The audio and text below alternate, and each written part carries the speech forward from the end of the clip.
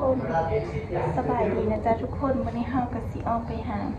เบิ่งห้องเพราะว่าเฮาสิย้ายห้องนะจ๊ะทุกคนเฮากับสิออกไปหาซื้อของอยู่ของกินเลยเนาะ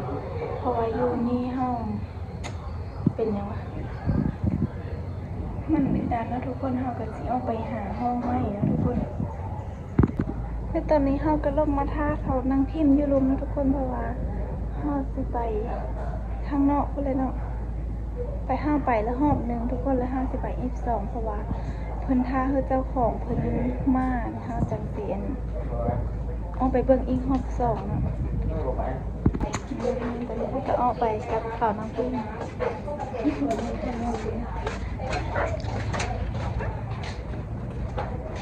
ฝนกระตกเนาะฝนยิบน้อยหนึ่งทุกคนเลยสิพาเดี๋ยวออกไปถึงหน้าเจ้าในตอนนี้เราจะมาเบิ่งห้องนะทุกคน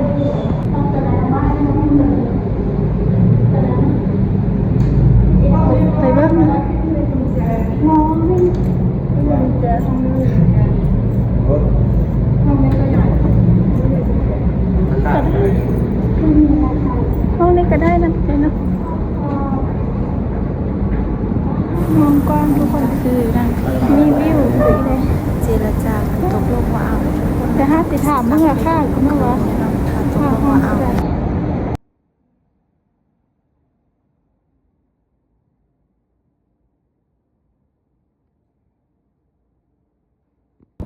นี่ทุกคนตอนนี้ห้าวกะ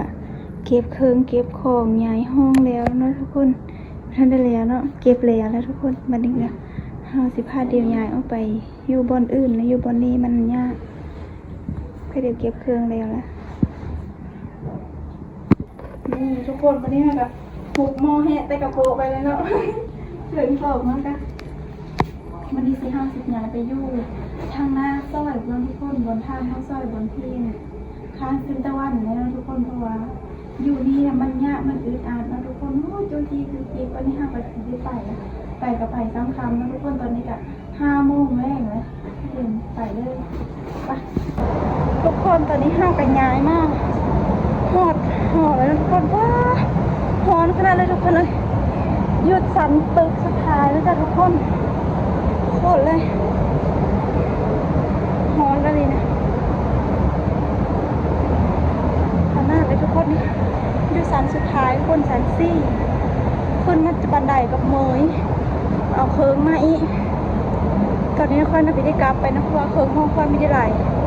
มีหมู่มาซอยทุกคนไอ้ละกะเขาอายโผล่นางพิมหมู่โผล่นางพิมมาซอยอีนะทุกคนมาซอยที่ห้างวุ้นเคิงแต่ถ้าเอากะค่อยนายุเฝ้าเคิงกัน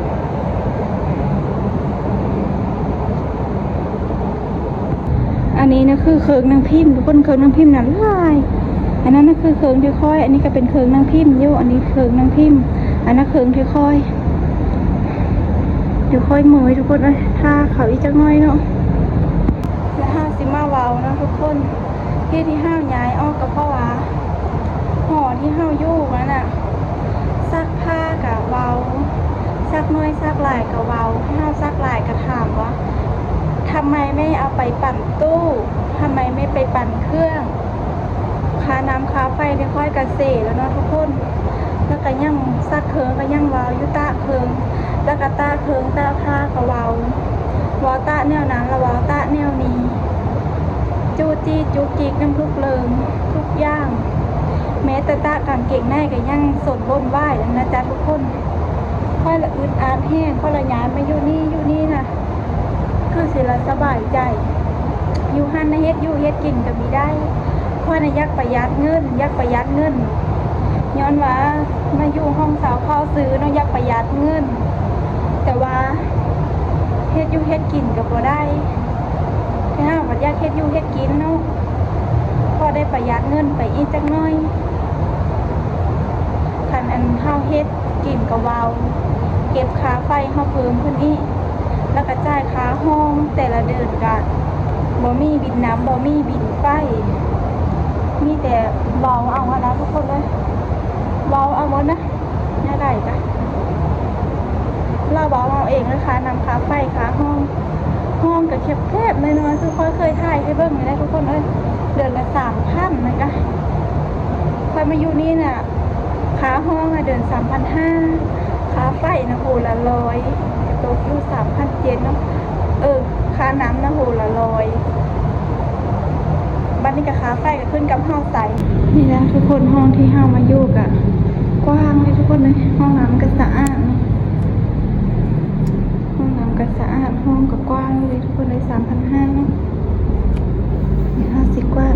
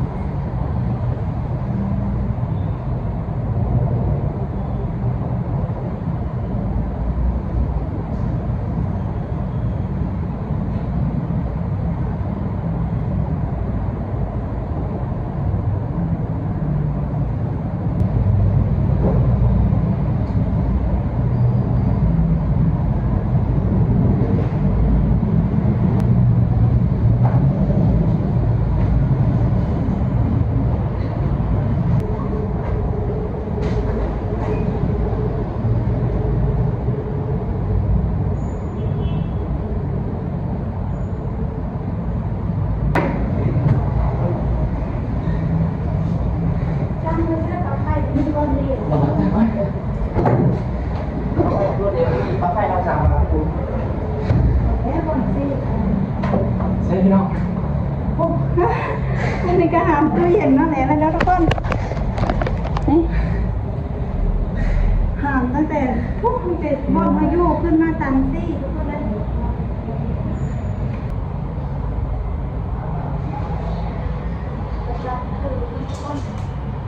แก่ถูกแล้วก็เด็กข้าวไปเจอสิ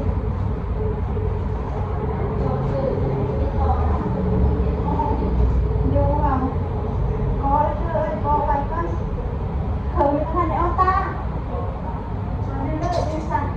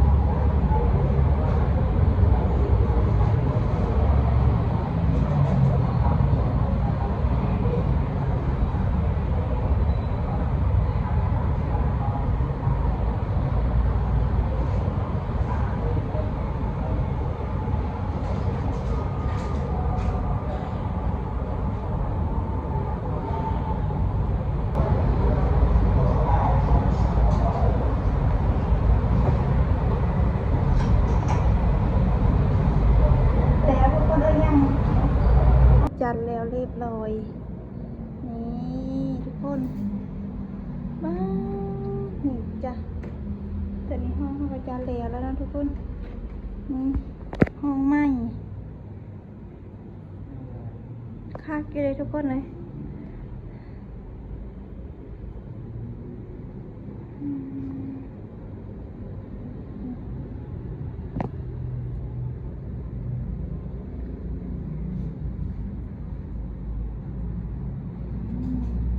อันนี้ก็ห้องน้ำนะทุกคนห้องน้ำส่วนตัวได้เลยทุกคนเลย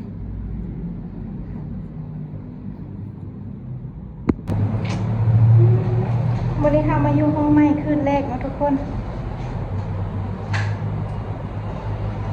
ฝากทุกคนเฮารับส้มเบิ้งแล้วก็ติดตามให้กำลังใจเพื่อให้เฮ็ดคลิปต่อไปนะเด้อทุกคนเดี๋ยวพบกันใหม่คลิปหน้าบ๊ายบาย